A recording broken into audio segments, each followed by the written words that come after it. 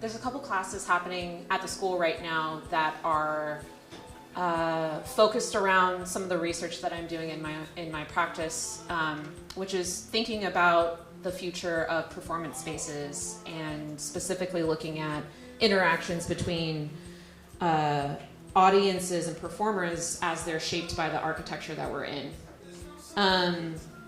And one of these classes is called Public Intimacy of the Theater, which my students from that class should all be here from that, focuses very much on studying the theater, the architecture of the theater, and tracing the history of that, and specifically looking at how new forms of theater typologies are popping up across different types of performances, everything from fashion to tennis to dance. And part of this study has involved being kind of immersive with the public world and going to see performances and talking to performers. Raise your hand if you are somehow peripherally or very much involved in performance art. Right, so it's like many of you here, which makes sense given the content of the lecture. So we've been very immersed in this whole world, and as part of this, we've included a lot of different programming with different guests coming into our classes, and this is a very, very special component of that. We're very lucky to have Professor Erika Naginski here from the School of Architecture at the Graduate School of Design at Harvard. I was first introduced to Erika in a class that I took at the GSD, where she was also a guest speaker coming into that class, and it was probably the first time I was like so engrossed with architectural history and theory. And, you know, fast forward several years from that, being where I am now, you know, I was talking to some colleagues about this class, and someone had mentioned, oh, you need to bring in Erika for this lecture about the theater, and the history of the theater and the public theater. So I reached out to her last semester, and I'm so thankful that she's here joining us all the way from Boston for this special event that we get to have here. And I think what makes it unique and the content unique, and where we've shared a conversation this evening, is both of our histories in dance. And many of you, those of you who have raised your hands, and as I'm sure many of you have also experienced in being in different types of performance environments, you know, architecture is shaped by the people that are in them, and as dancers, there's a very specific understanding of the spaces that we're in relationship to other people and the environments that we inhabit, from the rehearsal spaces to the stage. So we're very fortunate to be hearing the context of the architecture of the theater from somebody who has inhabited these spaces as a professional dancer within William Forsythe's company, which is amazing. So with that, I'd love to welcome Erika to give her lecture. Oh my goodness. So this is just so lovely. It's so lovely to have all of you here, all the students here. This lecture is for you as students and as people who love performance. I am going to cut this and go to this. And we are good. So a couple of things. I had this loop of Blake Works running. This was not a piece that it's more recent. It's not a piece that I danced in when I was in Forsythe's company, which is a long, long time ago. I barely look like a dancer anymore. But one of the things, and I was telling some of Aaron's students this, that one of the things that was remarkable about that company is that it was in Frankfurt, it was in a huge opera house, and he, as a kind of avant-garde coming off of, in some ways, Balanchine technique, but also really interested in modern and Twyla Tharp and other forms of dance, we had a really, really schizophrenic repertoire. So we might be doing Swan Lake, really formally, and then the next week we would do some pieces like In the Middle, Somewhat Elevated, or Artifact, which is very architectural. If you find it online, I recommend that you watch it. And that schizophrenia really opened me up to understanding more about the space of the stage. I mean, the Frankfurt Opera House was a traditional opera house. That's what I'm going to talk about today. So this is everything you don't want to do anymore. We want to break the rules that I'm going to describe, but you can't break rules until you understand what those rules were and how they came to be historical constructions. But I think I was exposed to those rules very young. I was like 18 years old in that company when he, at one point, he would go through these sort of moods, I guess I would call them, when he was stuck and he was trying to choreograph a new piece. And one of them was called Loin d'ici, or LDC. And if you've ever been in a huge opera house, you know that the stage actually today often contains a turntable. And what you'll do is you'll drop a set for the first act, and then in the intermission, you just turn the table right to the second act. And so perversely, he decided, nope, I'm not going to do that. I'm going to get rid of all the sets. This is not a point shoe ballet. This was like, more, I don't know if it was hip hop exactly, but it was pretty crazy. And he decided on this opening night, and we worked on this very frustratingly for 3 months. I kind of hated it, I will tell you this. He decided to have the turntable actually turning ever so slowly for the whole performance. Okay. And that's really weird for a performer because you actually, the lights from the wings coming from the audience, you actually lose sight of where front is. And if you know anything about the legibility of gesture, it's, well, as architects, you could say it's based on the Vitruvian box, right? All the positions of ballet are based on the legibility, to the front of the stage. And we did not know where front was. We just didn't know. It was crazy. And in the middle of the performance, she was large. I was told later she had a big green dress on. A woman got up and started screaming, "Schade an meinem Haus, shame on my house," and walked out because Billy had, on purpose, to frustrate us and to frustrate the audience. It was a kind of perversity. It wasn't engagement with the audience at all. It was the opposite, had destroyed that. And so it was a kind of perversion of the fourth wall. And I remember that night, of course the next week we did Swan Lake, so my mind at 18 was going, but that was pretty intense. And that's when I began to understand that there are deep conventions. I was not a historian at that point at all. There are deep conventions, and so this lecture is historical. I want to look at the rise of the opera house, the big machine, just so that we can understand those conventions, and then in your work, in your performances, in your studios, you can then break the rules in intelligent ways, or embrace them, however you want. All right, so I'm going to start here. Let me get my notes out. And we're going to move very far away from, in some ways, the world of Billy Forsythe. But one thing just to start out with and remember as you think about the theater and architectural, the architecturalization of performance space, and what it means to sort of understand or dig into the historical roots of those architectural environments that enable theatrical events to happen or theatrical vision. A really useful concept, this seems basic, but it's powerful, is simply the auratic, that which creates aura.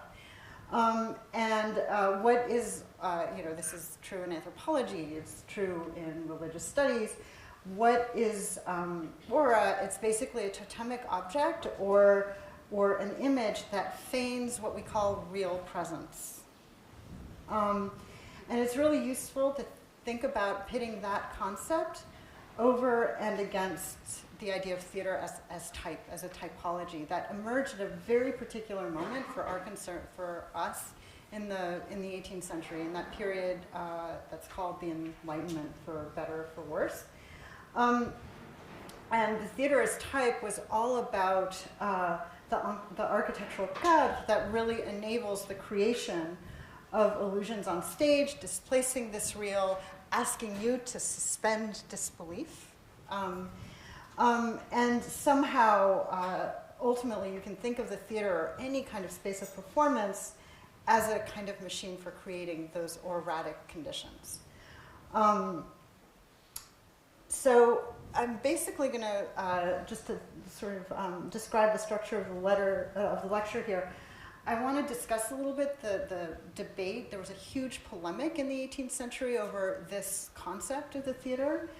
And it really emerges, you can see Ledoux, Besançon here, in the second half of the 18th century. We're going to gloss over some of the ancient and Renaissance prototypes or parameters to understand how these were actually brought back and then manipulated in the Enlightenment by architects like Charles de Vailly or Claude Nicolas Ledoux. And then I'll make some quick references to other big examples, Schinkel, Semper, and we're going to end with with Wagner, actually. We're going to end with Wagner and the so-called mystical abyss that he built in Bayreuth. I'm going to say immediately that this is a kind of abject art. It's historically abject. It's a little depressing, but it's worth retracing as a means of understanding what we mean when we say that the theater as type is a place that creates illusion. So right off the bat, one of the things to know, and I'm going to simplify a little bit for the sake of time, but the emergence of the public theater underscores its encounter with Enlightenment philosophical debates in France. I'm going to use France as my context right now, and the question of potential influence on the public sphere. How it actually can manipulate people, manipulate publics. This was something that social philosophers thought a lot about. They were frightened of that potency. They were frightened, perhaps, of what we call ideology today. And this question of influence, the potential influence of the public theater, was greatly debated. And I want you to keep in mind the unprecedented nature of this emergence. Basically, until this period, again, I'm simplifying a little bit for the sake of argument, theater, opera, dance were primarily tied to court culture, with street theater and fairs occupying, occupying a more kind of lowbrow realm, literally the street. This is a painting by Gabriel Jacques de Saint-Aubin, and it shows you a street show. You can see that there's a kind of sheet as a backdrop. There really isn't a pretense of a fourth wall. The fourth wall is all around us. But it is elevated, and this shows stock characters from the so-called Commedia dell'arte, Harlequin and Crispin, dueling on this makeshift stage. Part of this, by the way, an entirely other lecture, is the debate over who had the right to speak in the theater. So high drama, the kind of dramatic arts. In court, you could speak. The entire Commedia dell'arte, with figures like Columbine and Harlequin, were actually the beginning of pantomime. So there's a really interesting sort of high-low division of who gets to speak and who gets to sort of proffer gesture, if you will, in this period. But just to go on with this, Vidler, Anthony Vidler, I'm sure some of you have read him in your classes, described this debate over the advent of the theater in the following terms. And it's a longish quote, but it's worth it. Quote, "The debate marked a decisive shift in the nature of theatricality itself. No longer was the theater divided between the private quarters of an aristocratic hotel and the popular spectacle of the marketplace, fair, or tennis court, and was now to be formalized in the guise of a public monument that would confirm the place of performance in the pattern of middle-class entertainment.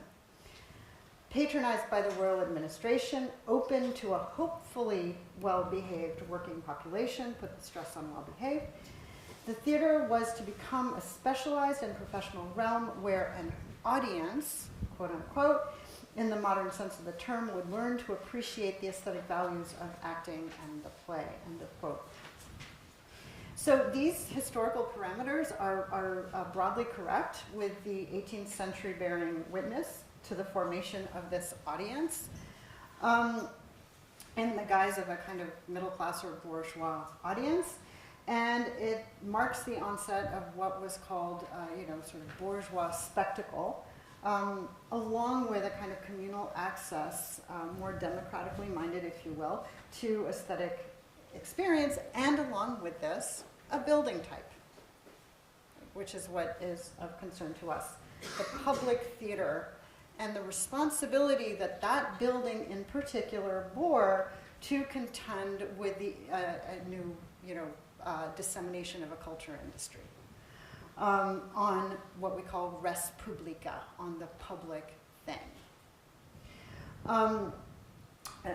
Basically think about spectacle now involving impact on collective subjectivities.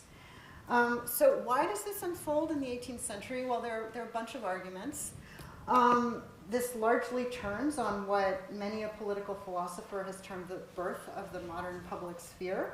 So for someone like the Frankfurt School philosopher Jürgen Habermas, this was a literate public sphere, a bourgeois laissez-welt reading world, or world of readers gathering in cafes, reading broadsheets, discussing events. By the way, this is also a kind of theater we have, and there are some historians who have looked at broadsheets and illustrated images d'Épinal that recorded actual events, and they would actually mimic them in the cafes. So there's a kind of performative aspect there. For others, so we have this laissez-welt.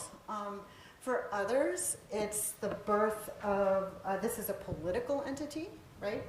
The very idea of the people, finding expression in the American Revolution and the French Revolution, are people to which one needed to cater and from which you earned political legitimacy. Here it's played out in Jacques-Louis David's depiction of the moment when, on June 20th, 1789, the people represented by the so-called Third Estate vowed allegiance not to the king, but to a constitution that had yet to be written. So this is a first moment of the image of the people, if you will. David actually became much radicalized, a Jacobin, and would go on to become literally the pageant master of the French Revolution, designing festivals for a revolving roster of rationalist deities. This is a festival in the so-called year 2, because the French revolutionaries started time again, of the festival of the supreme being. Okay, so political, literate, and also, yet for others, this is a world of spectators. This comes less from political philosophy than it does from art and architectural historians like Tom Crow, who tracked the rise of new public spaces like exhibitions, like museums, where suddenly you could go and look at the art of the day and make judgments about it. Become a critic, if you wanted. So discursive, political, aesthetic. This is this rise of the public sphere. The point is a new visibility of the public. I'm sure most of you have seen this image before, which is reflected in Ledoux', he calls it the coup d'œil sur le théâtre de Besançon, which means literally a glance or a quick survey. That's how you might translate that, on the theater of Besançon that he himself had designed. It's famous because it shows an eye in which is reflected the interior of the theater. Not the stage, but where people sit. So it's the audience as an abstract entity. This was a theater, a regional theater. Besançon was near a region, Franche-Comté, where he was actually in charge of the Royal Salt Works and other things. And what's so clever in this image, and people have written about this, is that it's almost a kind of mise en abîme, is that the eye is looking not at the stage, but at the auditorium in this peripheric way with its perimeter defining Doric colonnade. And then, in other words, what's reflected, and this is where we start to see the birth of these conventions in the theater, is the so-called parterre on the ground, then the boxes or loge And then upper balconies, which very funnily enough in the period was called being in paradise. Au paradis. So you were up there, they were the cheap seats, you were in paradise. In other words, this is either the actor's gaze from the stage, or as some have suggested, that of the spectator gazing, of spectators gazing on themselves. It's a public gaze, in other words. And what arguably transpires for Ledoux in all of this is a kind of, again, think of the rise of the public sphere, this myth of transparency engineered through theatrical vision. That there's a public body that we can all transparently somehow be part of. So the spectacle here is as much you, the public, you guys sitting out there, as what's on stage, and the gaze is moving from this kind of individual vantage to maybe presumably universal space, with the subject envisioning herself through a collective, right? That's the strategy. So in this sense, Ledoux's kind of amazing image stages a spectatorial reorientation of subjectivity with the subject potentially a spectacle, and straight away. In other words, this is really modern. This is a very modern idea. It's a very modern idea. It's a profoundly social idea that is embedded in this. I also would be remiss not to add the egomaniacal dimension of it, right? This eye is also the architect's eye, looking at the setting that he has designed for his audience. And Ledoux goes on, I'm going to read this. He goes on, to be a good architect, it isn't enough to analyze the eye. You have to read into the enormous circle of human emotions. You have to develop out of this motif, the eye, the gaze, and extend them. The glance, the coup d'oeil of the architect is more necessary than you think, he writes. So this idea of the coup d'oeil, again, is a way for Ledoux to go on to construe his own theater, his own auditorium, as a frame. It's a frame, and as we're going to see in a second, it becomes the architectural surround for an object of devotion. That's why I elicited this idea of the erratic in architecture. This kind of modern idealization or idolization of subjectivity's apprehension of itself in the context of a collective aesthetic experience. I have to read this to you because it's so insane. It's a little long, but this is Ledoux. This is Ledoux writing what he's doing here. Quote, one inscribes in a square, in an oval, in a circle, the portrait of the woman one loves. And that can be anyone in our world, obviously, but the point is an object of desire is inscribed by a form of geometry. Right? One should not go astray of this principle when one adopts forms from nature. This first frame, he writes, was undoubtedly the one through which you see. This is the frame that received all the divine influences which embrace our senses and that represents the world that surrounds us. It composes all beings, embellishes our existence, sustains and exerts its empire on everything that exists. The art of theater is in its infancy. And so what happens when you endorse this principle? The plan, speaking as an architect, the plan will expand from one level to the next until it garners the strength of a semicircle, the only form that opens up the possibility for the total visibility of the stage. It is up to the architect to dispose of this frame so that it does not limit visibility and theatrical effects. In this way, the moral system, reunited to political authority, will establish proper ranks. Those who sit near will pay more. Those who are farther away, presumably in the paradis, will pay less, but all because they pay will have earned the right to see and to be seen, end of quote. So apologies for the longish extract, but you see my point. It kind of fascinates for the way it accounts for this initiation of a design process having to do with the theater. Ledoux is utterly transfixed by the circle, by circling around the object of desire. He then proceeds to frame it.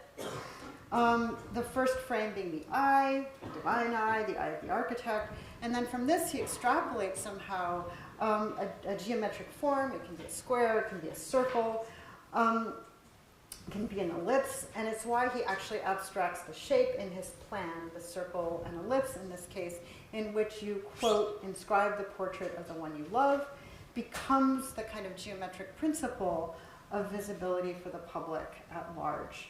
This principle, as he said, has an expansive impulse. The plan, he writes, the plan will expand from one level to the next until it garners the strength of the semicircle. And then morality, society, the political, the economic all move in, acknowledging, without using the word, a kind of a bourgeois public sphere. What you pay determines where you sit, but you're part of it, right? So it's clear also from the plans, this goes back more typologically, that one of the things Ledoux was doing was reviving an ancient approach to theater architecture, and it's where we get a lot of the sort of fundamental conventions that circle around what it is to architect a space like this. Right here, his insistence on circular geometry, the half spherical principle that he keeps talking about. It does come out of Vitruvius. It comes out of the principle of visibility to which that account was actually anchored. And then the distinct zones that he describes in his plan for Besançon, stem, you have to admit it, from examples like this. This is the theater at Orange. It's one of the best preserved ancient theaters in the world to this day. It was built under the Emperor Augustus for a Roman colony at that point called Arosio. And the zones included, just so that we identify them for ourselves, they included what was called the postcaneum. This is the monumental entrance wall, which, by the way, Louis XIV was so enchanted with. He actually was reported to have said, "This is the most beautiful in my kingdom," whatever that means.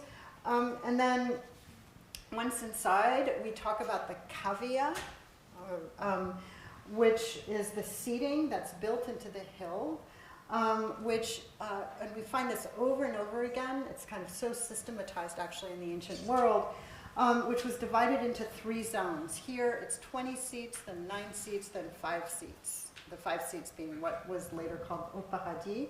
And these were accessed, actually, by an entrance called the ambulacrum. And it's a kind of tunnel. You go in, and each had its own gate. And when you got through, you could not access other tiers. So there's already a social division. At the bottom there, where the best seats are, this is called the emancipation. And weirdly enough, in the Roman Empire, it was actually reserved for equestrian soldiers and high-ranking citizens. Then you move up to the sort of the zone of 9 seats. This is the media cavea, which today would make us laugh, I hope. This was for merchants and the general public meaning toga-wearing men. And then up above, where you would expect the most people, but actually the fewer seats are available, the summa cavea. This could be for children, for women, for slaves, for freed slaves, for foreigners, for prostitutes, whatever it was, went up there. And then you can see that at Orange, there are these kind of wedges that are created by the stairs cutting through. These were called cunea. Geometric cuts, or cunei, geometric cuts or divisions that reinforce this circular principle. Another aspect key to this, and it's kind of amazing that we have it in this ancient theater, the scaena fronts. This is the stage wall. Basically, it's our decor. It's the reification of what we do when we drop sets, right? In this case, it's 37 meters high. It's divided into bays. There's a main entrance, 2 lateral entrances, sort of apertures, and then this niche that holds the effigy of the emperor. This actually surrounds, so you can see it here, This surrounds this area, which was raised. This is what we call the stage. It was called the pulpitum, like a pulpit. It's raised on three sides. And in front of this semicircular area here, is the orchestra, right?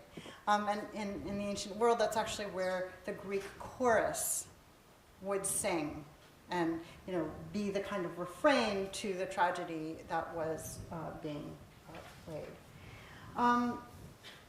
So, cavea, scaena fronts, pulpitum, orchestra. These are the elements that were repossessed and internalized in Palladio's famous Teatro Olimpico in Vicenza, which was commissioned in 1580 and basically finished in a space of 5 years.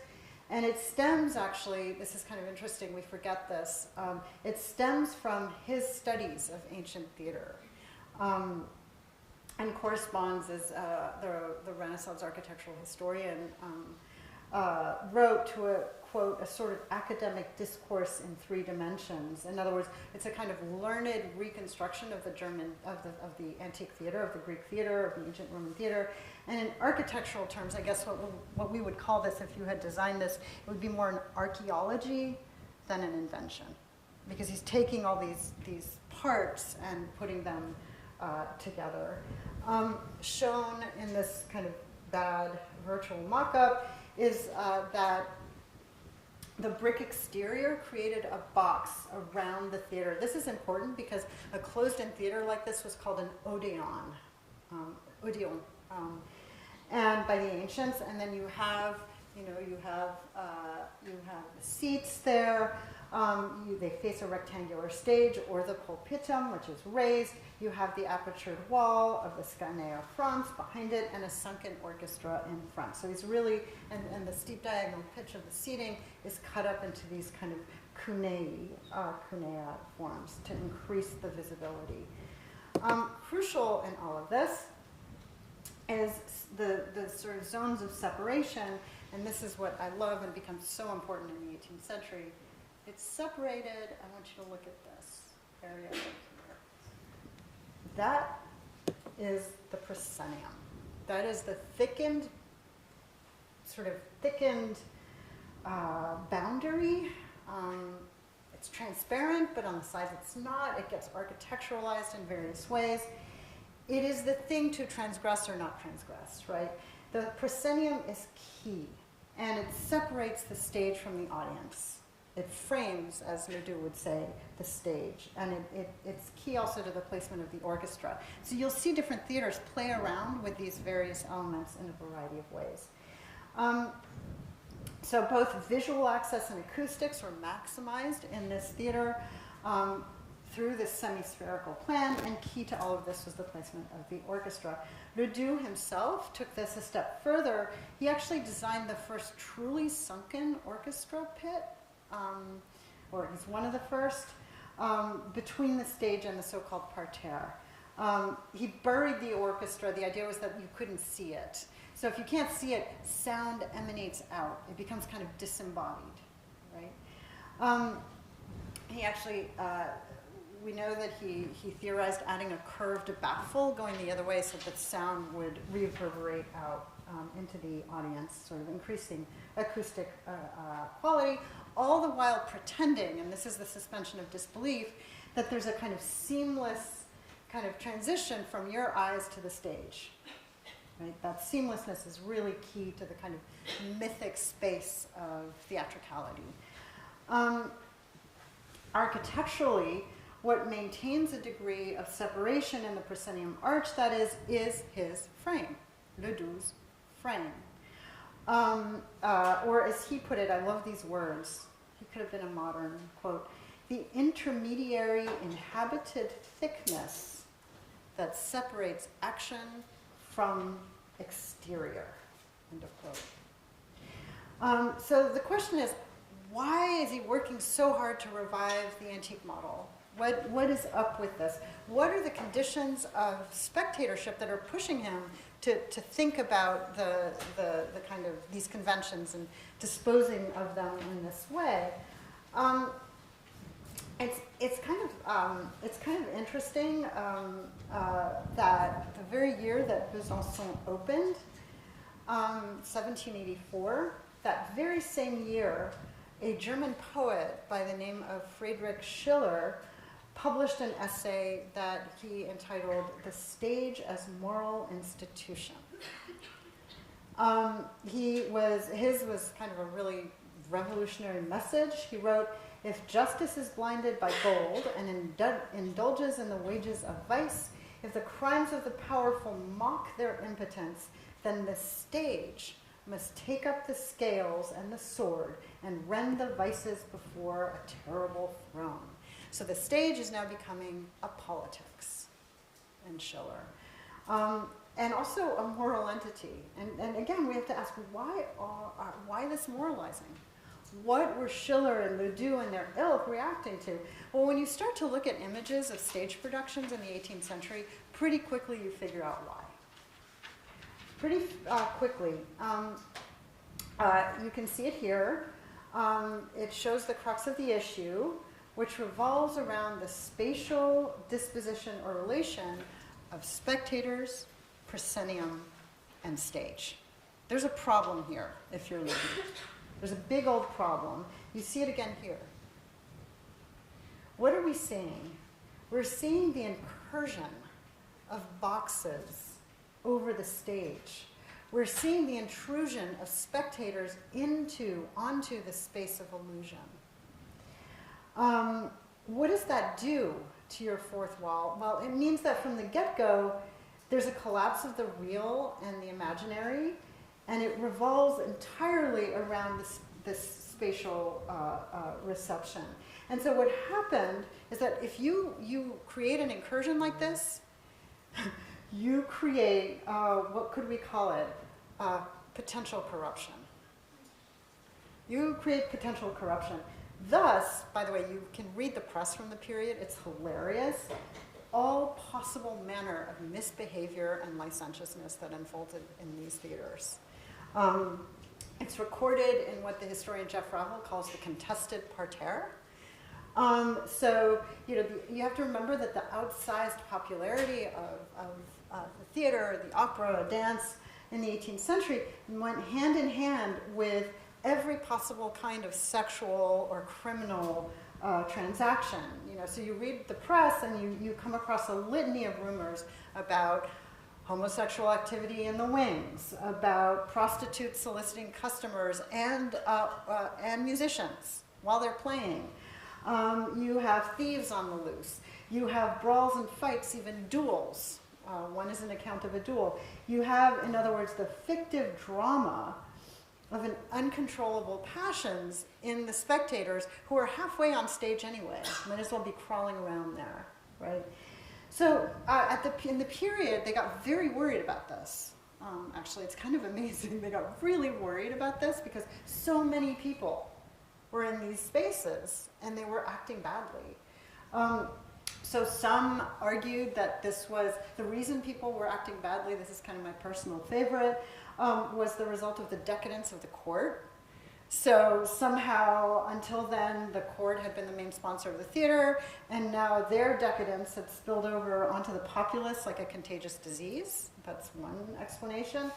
Others pointed simply, well, the lower classes are debauched, right? So they're all corrupt anyway.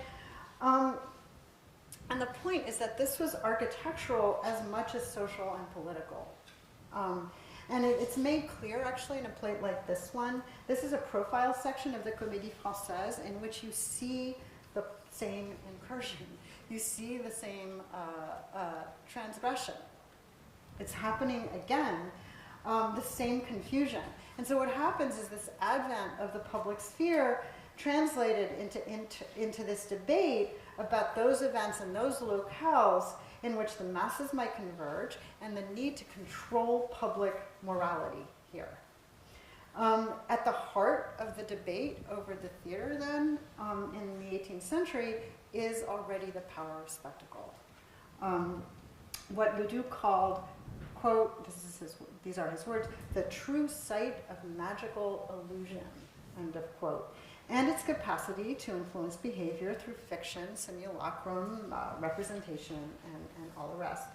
This is endlessly mulled over up until the French Revolution. You have deputies arguing over whether to close the theaters with the outbreak of the French Revolution. They're scared of the mob in these contexts. So you have politicians, artists, philosophers, critics circling around the recommendation to transform the theater architecturally from a place simply of public communion to a site of somehow public instruction, that it could become more didactic.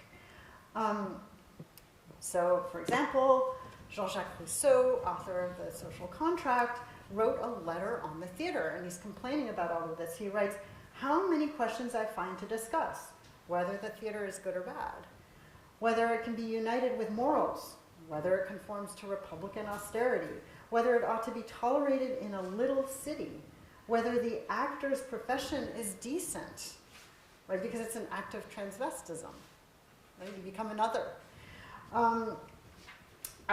Whether actresses are as well behaved as other women, this is Rousseau, whether good laws suffice for repressing the abuses. The theater is made for the people, and it is only by its effects on the people that one can determine its absolute qualities. Of course, this didn't prevent Rousseau. There he is talking about the theater as a kind of breeding ground for immorality.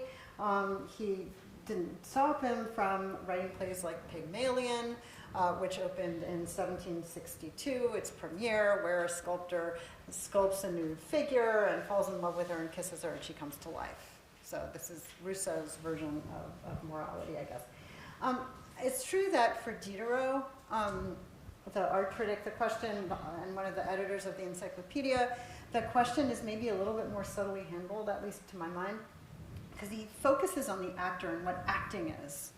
And what melodrama is. And so in essays or books like The Paradox of the Actor, he envisions a new form of bourgeois drama, he insists on its legibility, on a language of gestures, and he wants people on stage to create what he calls living tableaux, tableaux vivants.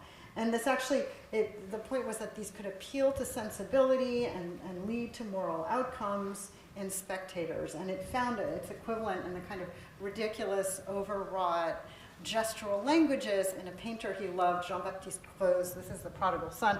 Oh my God, look at what you've done. Here, this is theatrical. This is a translation in paint of the kind of theatricality that he foresaw. But the point is that he also foresaw in these coups de théâtre, or these kind of tableaux vivants, he also foresaw the advent not only of a kind of moralized bourgeois drama, but more broadly, what it means to theatricalize social visibility. And that becomes a kind of defining architectural model in all manner of institution in the 18th and 19th centuries, not only the theater. So Ledoux saltworks, which have an amphitheatrical expression where you're looking out on the houses and the workers, right? Or Jacques Godin's Anatomy Theater, right, which is a stage, again, with the very earliest representations of the Panopticon, which we know well, to Chalgrin's Hemicycle for the Senate, which is actually marked out in red here, right? And you see the cunea, you see the seating, you see the whole bit. You can see a kind of curved space. You see a proscenium, if you will. You see a stage. So the point is that this is a typological schema that started to penetrate all manner of public building typologies. It's recaptured in the factory where we work. It's captured in the university where we learn. It's captured in the prison where we're disciplined, and it's captured in the Senate where we practice politics. A final 18th century example, which is important for us, is this. This is a theater of the Odéon, remember that word, designed by Père and de Vailly. And again, Odéon, just to remind you, is a Greek designation for a site or a place or a building hosting singing exercises and poetry recitals and actually poetry competitions and musical competitions. So note here the calibration of the seats. You have the orchestra right there, right? You have a curved proscenium. You have a stage.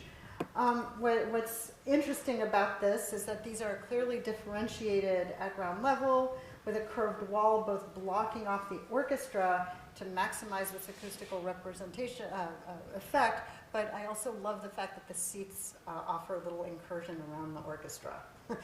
For Ledoux, that would have been a nightmare. You can't do this. This is, again, these sort of little moments of transgression between the elements that are important. But then, when you look at the section and you look above, you realize that the entire thing is unified by this dome that actually cuts across over the stage. And the intention here, I think, with de Vailly and Père was to combat too much depth by means of this circular principle, and as a result, you increase collective intimacy and access to spectacle, all the while somehow still maintaining those zones of separation. I think that's what those architects were after. But then it gets sort of even more ambitious because, as Alan Braham and others have noted, what the theater of the Odeon did is that it exemplified the genesis of the urban theater, its intervention in the city. You're starting to think outside the building as well with this theater. A rectangular structure, it doesn't have a pediment. It's linked by means of those simple arches to these pavilions that were meant to house cafes. This is a perfectly, sort of severe, there's no, as I said, no pediment, a Doric order. All of this insisting on the kind of morality or masculinity of the place, right? This is a dignified theater. There's no mayhem here. But it was also crucial for that facade to be, and I'm sorry for my image, I wasn't able to get the original in time, but this is also crucial for the facade to be isolated and for the city to be seen, as it were, to sort of clean up the city and its surround. Right? You're not just plopping down a building. Now you have to think about the architectural surround, its insertion into the fabric of the city. And here, the architects are now seeing a kind of semicircular plaza out front that acts as a kind of point of convergence for these 5 streets. But even more than this, in this proposed model, it was actually proposed in the year 2, in that moment of Jacobin radicalism during the French Revolution. The subtext here was, we need to take the theater outside for politics. And that semicircular space there is now an emanation not only of the spectatorial space inside, it's literally now transposed to the outside, right? Part of the city, it's both mirrored and contained within it. And in this scheme, as you can probably parse from the title, the exterior plaza is, quote, transformed into a place of public gathering with steps and a tribune for an orator. Hence, we have an interior theater, and now we have an outdoor amphitheater, and the actual Odeon now is creating a relationship between spectacle and the world, the urban world, in which, there's a fellow French literary critic, Downing A. Thomas, put it, and I think, well, spectatorship is contained within and duplicates the relations of the social body, end of quote. So, in fact, this isolation was so successful that the architectural theorist Quatremer de Quincy, you may have come across his name before, singled it out in his Dictionary of Architecture. He wrote, from the perspective of architecture and its modern conventions, this is the only theater in Paris that merits the title of monument. Its surrounding spaces, the regularity of the place in which it is situated and the corresponding streets, most of all, its isolation, which is rare in a city as claustrophobic as Paris, recommend this appellation. Nothing else comes close, end of quote. All this to say, and here I'm going to run quickly. These have been studied. I want to get to the end here.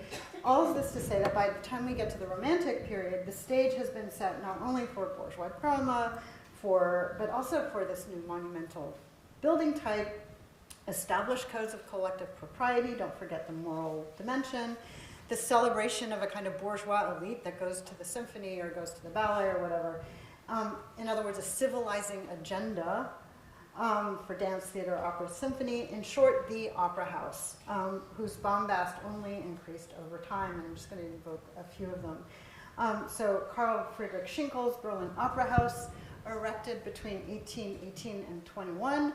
The conceit here is well known. It's this temple facade with its 6 ionic columns and a pediment that, it's kind of crazy, gets reiterated again. Right? One isn't enough. You have to double it up. This redundancy actually became a German mannerism. It started to get silly at a certain point, but Schinkel is doing it with aplomb. The facade is actually reiterated, not only 2 pediments, but it gets reiterated on the sides, this time without the doubled pediment. And then this facade then pushes forward. It almost becomes a kind of independent temple, right? And you can go down the stairs into a very ornate plaza.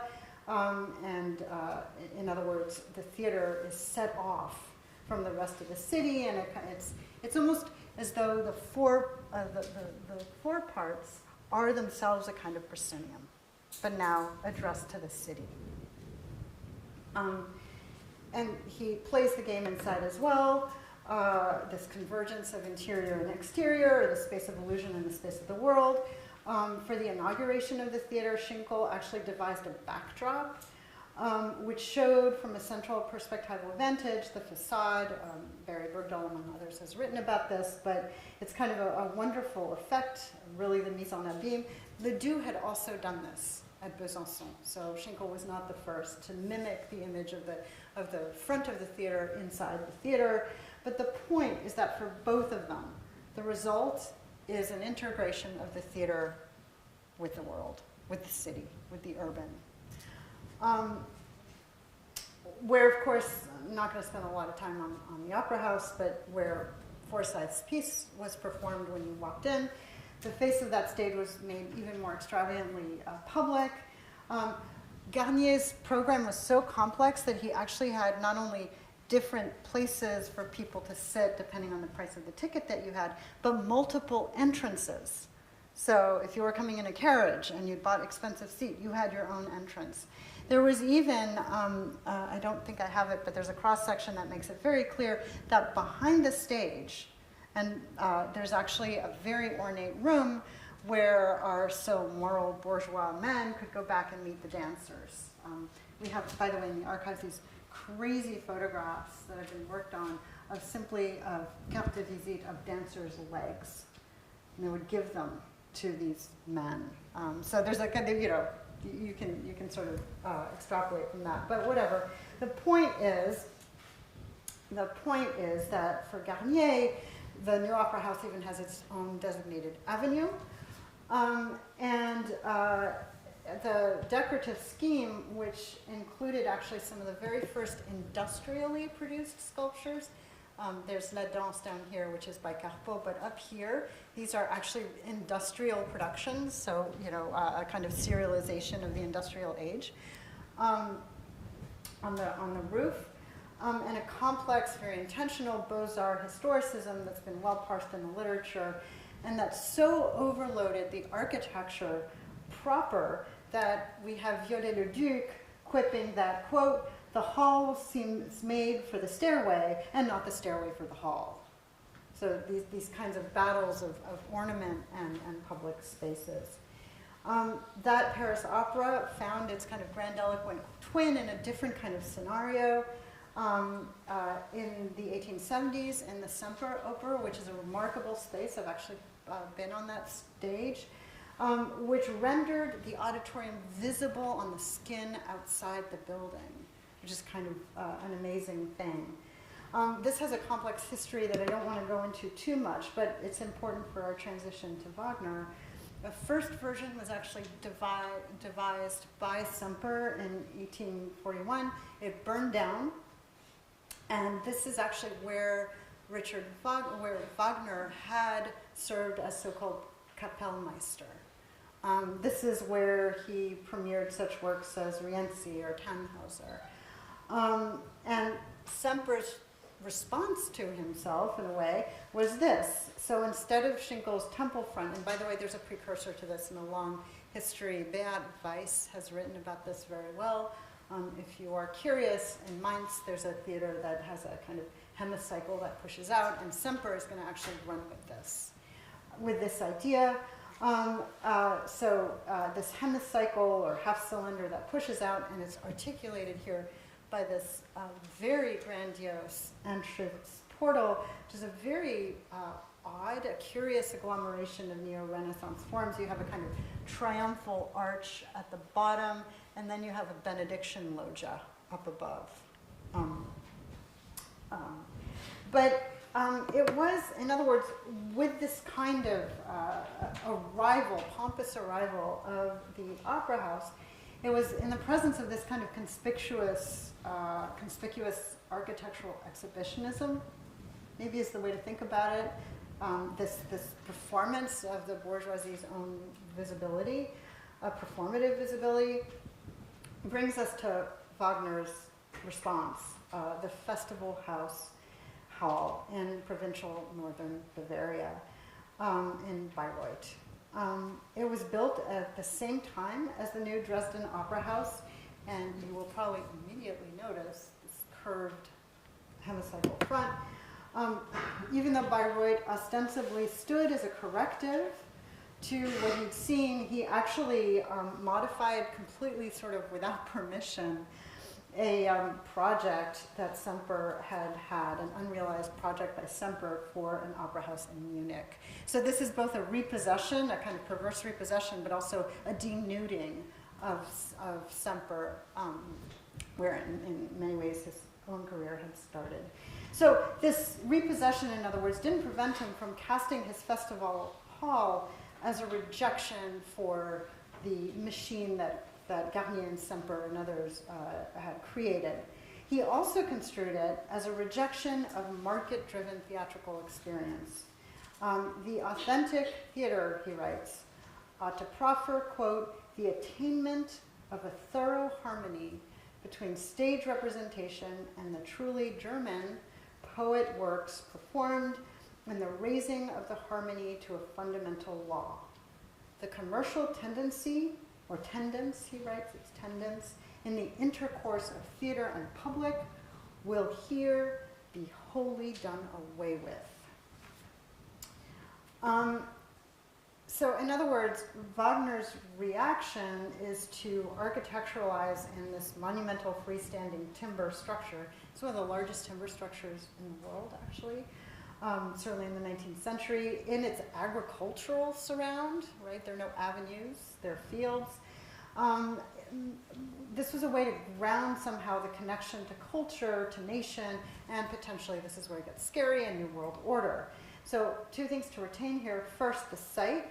This is not the city, but the Bavarian provinces, for which Wagner sounded a kind of return to a folksland, or a land of the folk, a romanticized pilgrimage to a kind of natural shrine, or a spiritual shrine in a kind of spiritual sense, to the roots and the future of a consolidated, and I will add the word purified, nation. These are ideas we know fed into National Socialism and the rise of Nazism in the early 20th century. So that's one thing. The other is a mystical rhetoric, which I find interesting architecturally, and you'll see I'll end with that. He writes, quote, "'Tis the essence of the German spirit to build from within. The eternal God lives in him, of a truth, before he builds a temple to his glory. And the temple will proclaim the inner spirit to the outer eye." Here's the eye again. "So I will call with stone the talisman, whose power shall unseal to you the hidden secrets of that spirit." And I have to say, many of the audience members I even knew in Frankfurt, this kind of Germanic notion of the sacredness of the theater was very obvious to me. It was still there. So Wagner, what is he doing? That's the opera, Paris Opera on the left. That's Bayreuth on the right. What Wagner's erecting is a kind of myth of the German provinces, of humble abodes, and its architecture pushing a kind of functionalist sobriety, a kind of purging of ornament, if you will, in the name of this pure talismanic illusion and a quest for an ideal world of dreams. That's his language. He also uses the word sublime illusion, which of course takes us right back to Kant, of the Geist, of the spirit of the German folk. But just to sort of bring us back to history, what unfolded here at the time was completely extreme. It's kind of funny, actually. It brings humor to the situation. Bayreuth seemed fiercely to deny the spectator as a corporal fact, the public body, if you will. Imagine you are carted in from a big city. You've paid for tickets, and you're brought in between August 13th and 17th, 1876. 1,300 of you. You're brought into Bayreuth. And you're there to listen to the entirety of Wagner's operatic cycle, opus, the Ring Cycle, which took him 26 years to write and compose. And we know that the small town couldn't even begin to handle the number of people that showed up. There weren't enough hotel accommodations, there weren't enough room. The running joke, was that there was not a pot to piss in the theater. There was no bathroom, there were no facilities. And then the marathon of the Ring Cycle itself, an epic of 4 operas, Rheingold, Valkyrie, Siegfried, The Twilight of the Gods, played over the course of 4 days, every day between 3 and 10.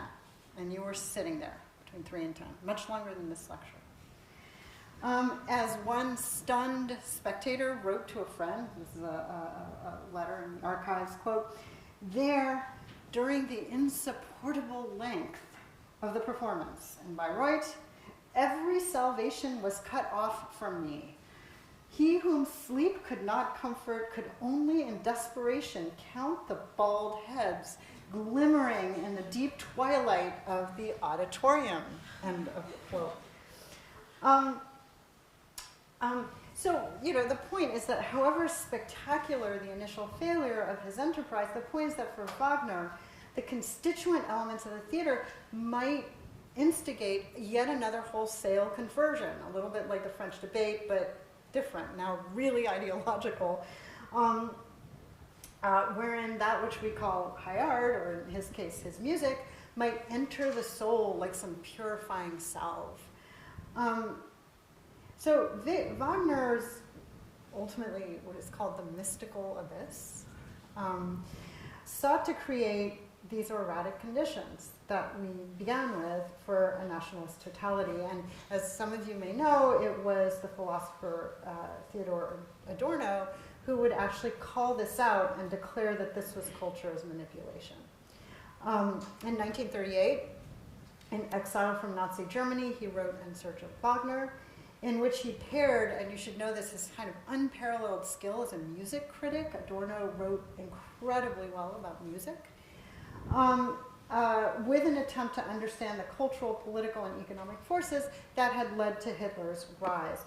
And he insisted, you can agree with this or not, there's a debate about this, but he insisted that there was a line that led from Wagner's anti-Semitism, which is very clear in his writings, the authoritarian messages of his operas, and the deep structure of his music straight to Auschwitz. That's Adorno's, simplifying a little bit, but not so much.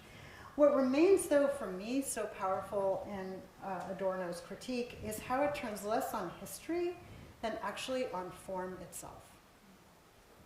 On form. Wagner's musical compositions amount to deception and atrophy to his mind. He calls out the use of certain instruments, such as the organ. They become thing-like for him. And the repetition of melodic structures, announcing the arrival of a particular character. These become sort of coloristic or narrative and ultimately too representational. The illusion is lost by a kind of literality. And ultimately, for him, a kind of commodified simulacrum of what they are meant to denote. And this is formal, and his formal reading of the deep structure of the music, of the composition of the music. And when I read that, I keep wondering, I go back to my theater as type, and I keep wondering what we're left to ponder, and here I'm going to wrap it up. You know, how do we ponder the architectural conditions that would have made this possible? And the linchpin, I would suggest, the way that this sublime illusion was meant to unfold, is the manipulation of none other than the proscenium. I should go back. It's there, but now it's doubled. There are two of them. It's doubled like an accordion fold, twinned. I think Adorno would have called it thing-like, right? Also, pushing the stage actually further away and leaving the rest of the hall to function like a mystical abyss in which the ring cycle might reverberate like a disembodied presence. This in this kind of somewhat denuded auditorium in which the wood paneling to this day ensures absolutely stunning acoustics. If you ever go there, go listen to classical music. It's outrageous how beautiful the sound is. And in which, now more so ever than Ledoux, the orchestra is a hidden presence. The pit is actually carved under the stage, right? Deeply recessed under the stage. And this is how you get drawn in. Think about this. Illusionistic wings, those almost look like wings, are now ricocheting out beyond the stage, self-similar, almost fractal-like, only to engulf you, as though you're being drawn into the stage, and accentuate this perspectival effect of the stage, as though the stage had enfolded you into itself. The effect is actually intensified by the high-raked single cunea. There are no stairs that cut the wedges. It's a single cuneiform. And this ensures, to his mind, this collective imprisoned view on a high-raked stage. By the same token, the doubled proscenium keeps illusion at a distance, creating shadow before the light, right? Almost like filmically moving the illusion further and further away. This is not what we saw in France. So I'm going to let you decide whether Adorno and later Zizek is another one were right to see in all of this a kind of conservative rejection of capitalist modernity with erratic formal elements of that basically amount to the very commodity fetishism that Wagner was seeking to repudiate. And more damningly, here I quote, a ritual of permanent catastrophe, the death sentence on the individual and its order, end of quote. But before we even begin to come to terms with that kind of ideological reading, this profound indictment, what strikes us as architects maybe is that the architecture of the early modern theater dared breach the proscenium, right? Dared breach it, gustily kind of eradicating from the get-go the fourth wall. But Wagner's Bayreuth proffers another strategy.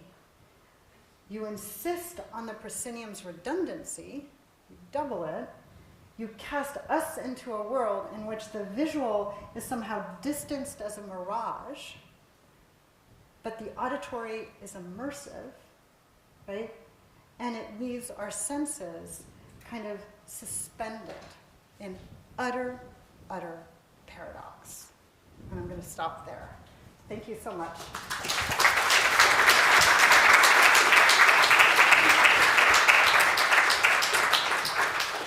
So, I'm happy to have questions or bring people up or talk about their own performances. You can even ask me about William Forsythe, although I might get a headache because this was so long ago and I feel really, really old.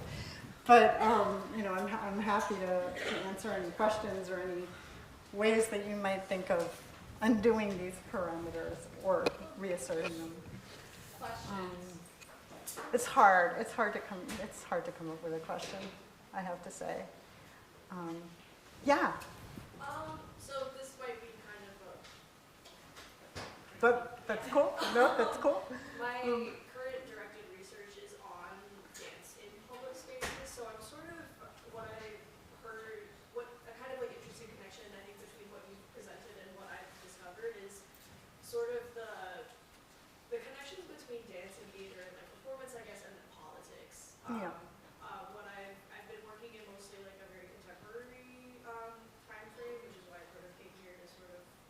Right. and stuff like Right. that. But there's a strong tie between public demonstration and dance Very much so. and the sort of like, almost like what you described with the public plaza and the sort of imposed morality. Yep. I wonder if you were to be able to speak more on those types of things. I don't know, any opinions about dance morality behaving a certain way in public spaces? I'd have to give. I mean, it's first of all, you've already made the parallel. So you're not even asking a question because you're right. There's totally a parallel. What interests me. This isn't, despite the conventions here, one of the things that fascinates me about dance in particular is its nonverbal status, as basic as that.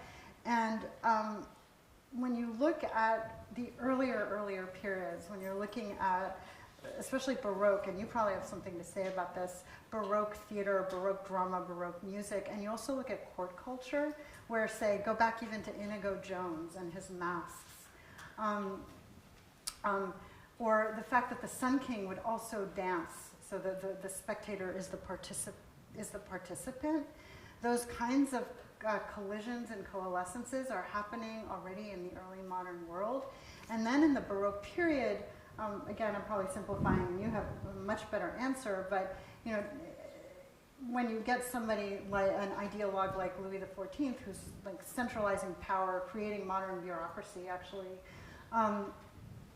you get someone who insists on a division between high and low and says, the great tragedies belong in the court, and that's where proper rhetoric is spoken, and the popular theater loses language. You lose the word, you lose the ability to utter. And one of the things I'm always fascinated about is the way in which mock characters, pantomime, mimicry, gesture emerge, and it's like the underbelly or the carnivalesque other to the ballet that's performed at the court of the Sun King. And I think dance especially runs this gamut, whether it's hip hop or ballet or Twylatharp or Alvin Ailey or whatever it is, or runs this gamut, and what ties it together, what ties its force is the fact that you are not, although Forsyth messed with that too. in Artifact, at one point he has this figure sort of dressed like Marie Antoinette and this like almost like a conveyor belt behind her with mock-ups of monuments, and she's standing up there in this like huge Marie Antoinette like dress. So glad I never had to do this. Speaking, saying, ce monument est plus grand que ce monument, qui est plus petit que ce monument. This monument is bigger than this one, which is smaller than that one. And then, he would land a scrim down, and then Bach would play, and the dancers would go at it. But I think that the politics of the non-verbal are really amazing, and they enter into the way we think about space. I mean, the front of the Odeon is a platform for speech, but it also could not be. It could be something else. And I think the kind of the way we think about media becomes super important in this context. That's one answer. But it's a fabulous link to make and run with it. It's awesome. The tennis court, somebody was working on tennis, one of you. Yeah, tennis court, to go back to Jacques-Louis David. It's amazing that the oath to the Constitution, to the people, took place in a tennis court. So I think the power of political speech in these spaces is or gesture. You could even, I hate to say this, you could look at January 21st, 1793, when the King of France was beheaded. You look at representations of that, and you see the person who beheaded the king, hold the head like in an arabesque. Wow. There's literally an image of a guy holding this apotropaic Medusa effect head, like a Canova sculpture, literally in an arabesque. And everybody's freaking out, about, like in some kind of Dionysiac trance around him. So these are, I think the politics of this are crucial, whether they're happening in the theater or in public space. Anyone else? You're welcome. Great question. Yeah. Thank you so much for your lecture. I thought your extensive knowledge on like architectural history and the amphitheaters in architecture, I thought that was like really interesting. And I wanted to ask that, especially in ancient history, there's a lot of like ornamentalism, and I couldn't help but ask like, why in contemporary architecture is there this certain devaluation of ornamentalism, where we value more? Are you talking about something like this? Yeah, like Okay. more of an appreciation of form rather than So this is a smart question, and I'm not even sure that the ornament goes away. And it's probably also something that you've worked on. When you get to like the late 17th century, this is what I love. It's a little bit what Aaron is in some ways, a scenographer architect. You get all these architects who are scenographers. In other words, they design stage sets. Even Inigo Jones is designing stage sets, right? But by the time you get to the sort of late 17th, early 18th century, you have all these, Baroque, a lot of them are Italian, but they're all over the place. There's a Galli-Vigana dynasty that works for father, son, grandson, nephew. They're all over the place, and they design stage sets. And why? Why would you decide that your career is really fictive representations? First of all, they're not architectural, right? They're stage sets. It's because the stage and these sort of temporary, it's ephemeral architecture. It's ephemeral architecture, and what that means, you can take so many more risks. When you look at the backdrops designed by, Uvara or the Bibienas, they make extravagant settings that literally, multifocal, absolutely impossible, labyrinthine, Piranesi before Piranesi, and they can only do it on the stage because they can't be built. So actually there's this moment of radical experiment when scenography becomes image.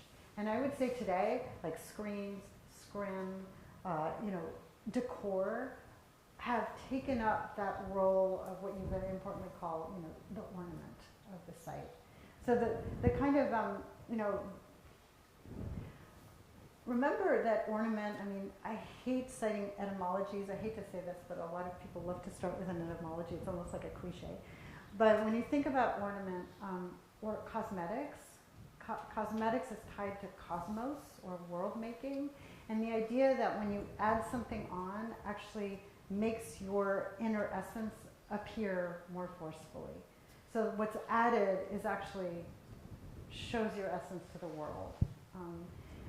In the Renaissance period, they would call that sprezzatura, the mask that you put on to, impress the king. But so there's a really interesting relationship, which is why your question is so good. Really interesting relationship, I think, slightly different between ornament and theater or theatricality or spaces of performance that places attention in terms of our normal or normative understandings of structure, ornament, or whatever. So I think, I don't know if it's disappeared. It might have become minimalist, but, somebody's working on a fashion runway. The clothes are in some way that ornament. Scrims, screens offer up a kind of multiplicity of that ornament. Somebody else is working on film. So I think the space for representation, it might not be architecturalized the way that it is here, but a couple centuries later than this, they've already figured out that you can use representation in impossible architectural ways because it's ephemeral and it's not really going to get built, and push the envelope on what architecture can do. It's a really good question. I love it. Lots of essays to be written about that, or lots of things to build along those lines. Anyone else? Yeah. So, similar to what Julie mentioned, because I find this topic of the theater and performance space to be very integral to what I'm working on in directed research. I guess to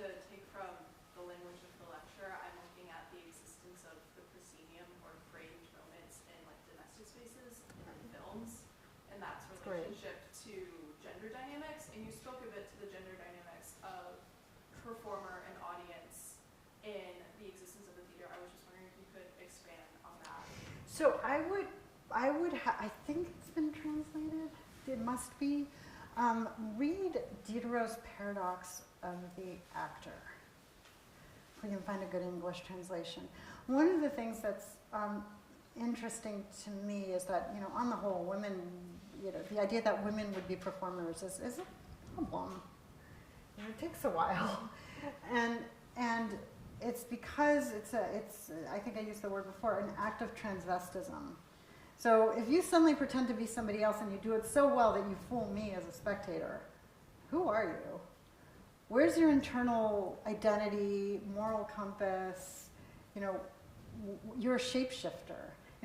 For many of us today, that would be like alien. That would be like some weird alien science fiction idea. And I think there's a fear of that, and I think it attaches itself in the early modern period. I hadn't thought about this so much, but it's a really good question.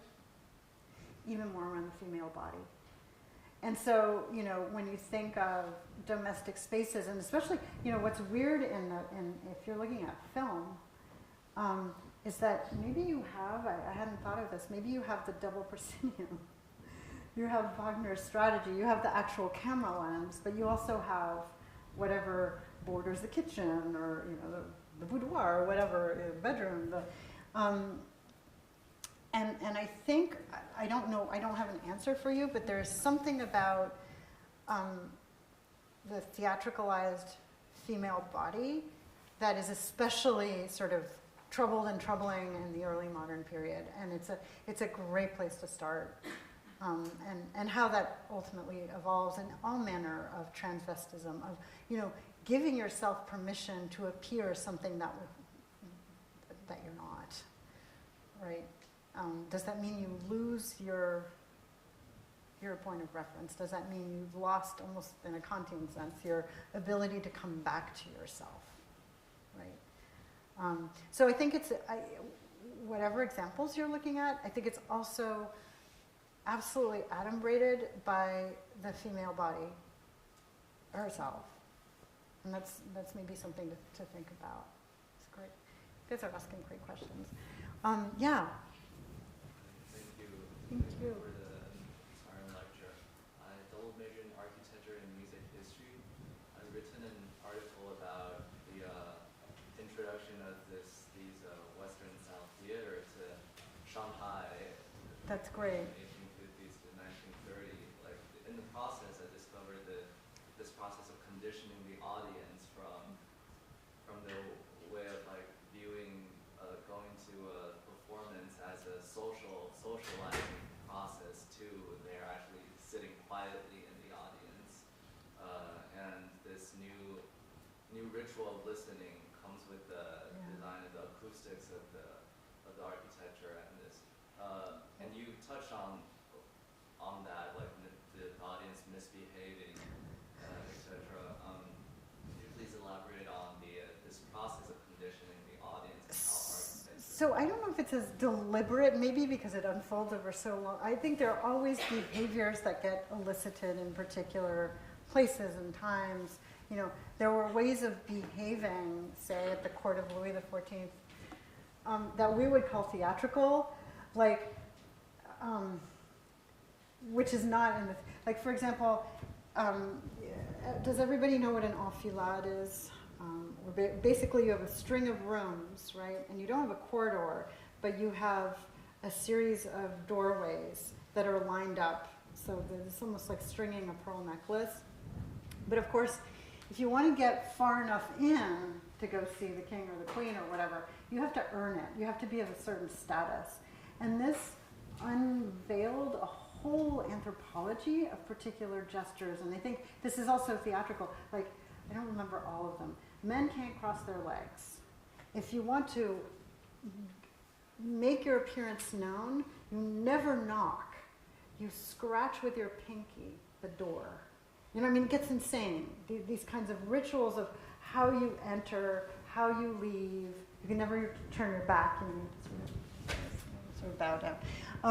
So I think those kinds of rituals of gesture are part of everyday life in whatever society we're talking about. I don't see like a continuous, progressive like arc of disciplining, but I will tell you, when you're right to pick up on it, read Jeff Ravel. He's the historian at MIT who wrote about this, the contested parterre. It's very clear that in the 18th century, something has happened. Secularizing of society, and then the masses, like, oh my God, the public thing. There are people out there, and how do we handle this, the public thing? And that did start a whole range of debates. And it's clear that the theater in particular, is awesomely charged in that context, maybe more so than other kinds of buildings. So that's why it invades every institution you can think of. And I think you're right on point to ask, how do spaces for music, for dance, for theater, for whatever it is, how do they not only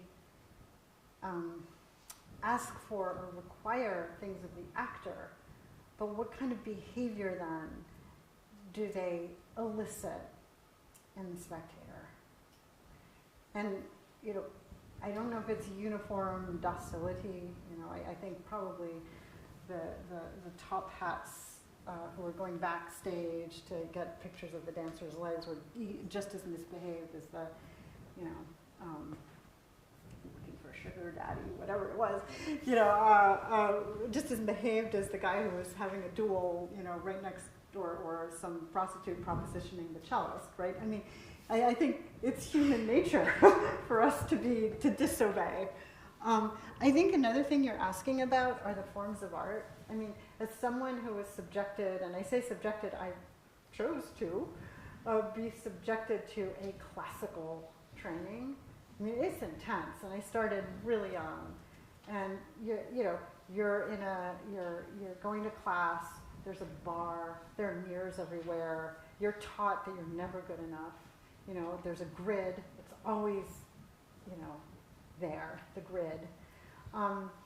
But one of the things that's interesting about that kind of classical training is that once you own it, by the time you get on stage, Erin and I were talking about this, you can let go. You can let go, and then the performance comes out. And so I'm not sure that it's only about discipline, ultimately. And I think, I think that's something to think about. How forms elicit behaviors, but also allow you to own them and then translate them or perform them. I think that tension is always there. Great question. Yeah. In terms of sort of the dividing of class within the theaters, Yeah. how did those interactions work? Were there riots? Like, I read like something very specific about like theater riots in England Yeah. during the 7 Years' War because Yep. they were putting French performances on. But Yep. are there any more examples of that? Like, So this is actually really, this is a key question. And, there are, at one point, there's the riots you're talking about in the 7 Years' War, from which, by the way, the British came out extremely triumphant, and the French and the Spanish lost everything.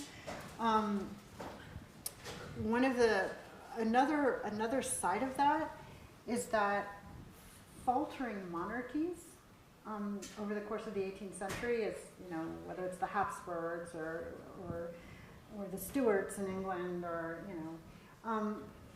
faltering monarchies would, this goes to festivals actually, and to your question, would every time there was a battle, there was a marriage, there was a prince born, there had to be a festival in public space. And you had to bring in the people to convince them of the event. There's even, really funny episodes about marriages by proxy.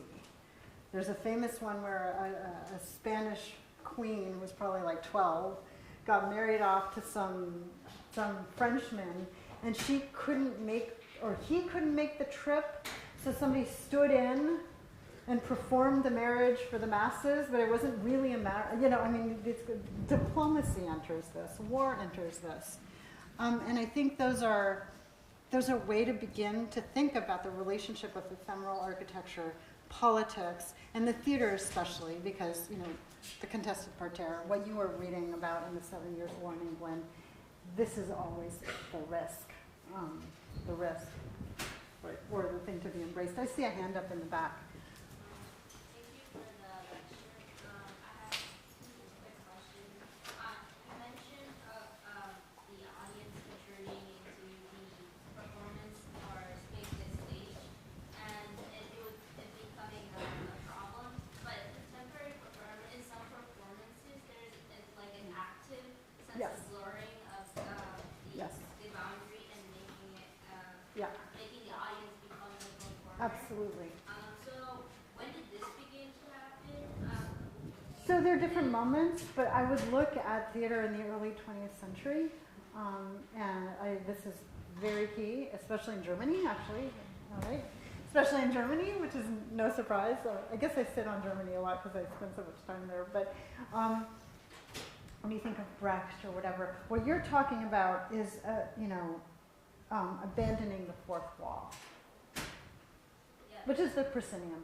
And that becomes an aesthetic, right? And so you're asking a great question because you can't dismantle the fourth wall unless you understand that it's a convention to begin with. So in this case, I'm not sure they even understand it's a convention, right? They're not doing it in a Brechtian, modernist or some other way, right? It's just confused.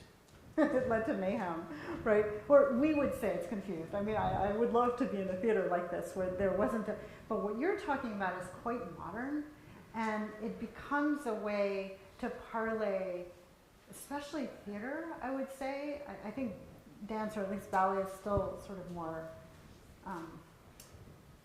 timid along those lines, maybe. And you really need the space to move. You want to run into people. But it's a great question because it becomes an aesthetic prerogative in the 20th century, and its ties to modernism are super interesting. And then when you break that fourth wall and make the audience performer, how does the privileged perspective now play into that? Wow, I don't know how to answer. That's a really smart question. I mean, and then you have to add things like film and TV, or all of the media, multimedia. There's a kind of almost an over abuse of a conscientious breaking of the fourth wall sometimes. Advertising. I was actually telling Erin that one of the worst. I'm sorry.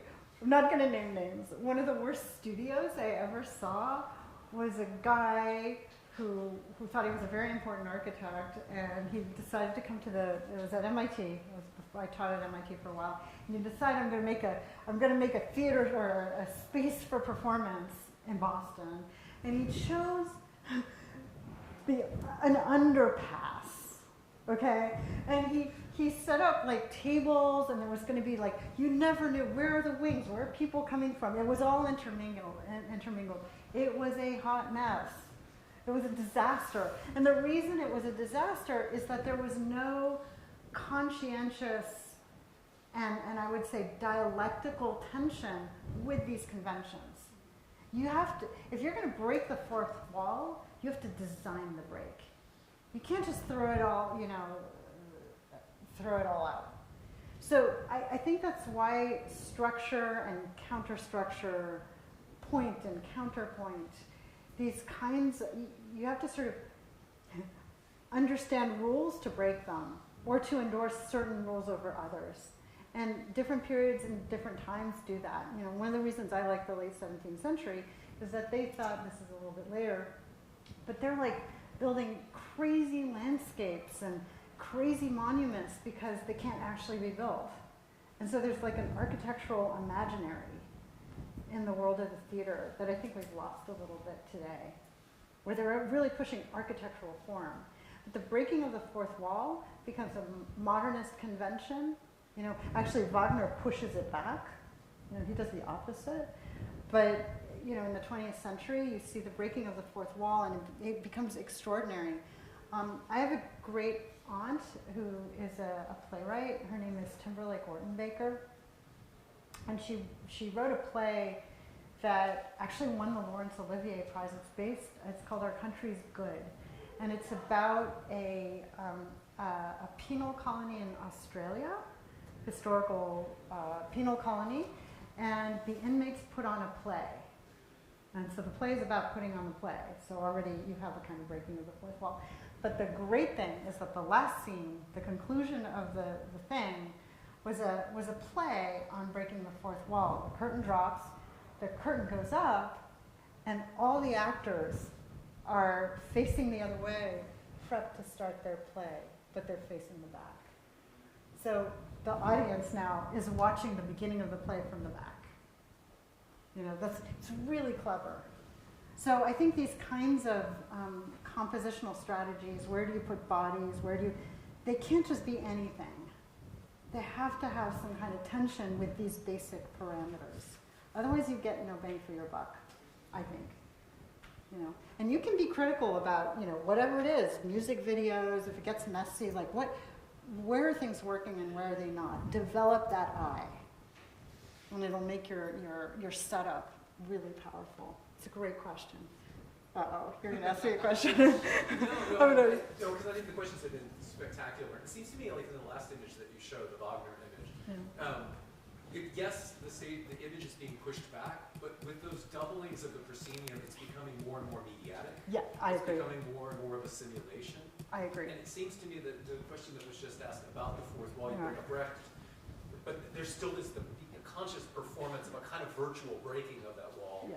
It seems to me that what's so crucial is its maintenance, because when it truly goes away and the public really is the performer, then what you have is the crowd confronting the mass ornament. Yep. Without. That is a beautiful way to sum it up. I completely agree. And if you were in the 18th century, you could also add another one. You would have the mob and you would have riot in the streets. You would have vandalism. I've written on plates of vandalism. I'm obsessed with vandalism. Like, you know, the representation of vandalism, right? It's the same. It's pre-mass, you know, mass culture, mass industry. But you are completely right. And I think you could almost say this is the iPhone screen before the iPhone screen, right? I mean, it's so weird. It's a screen. His mystical abyss is a screen.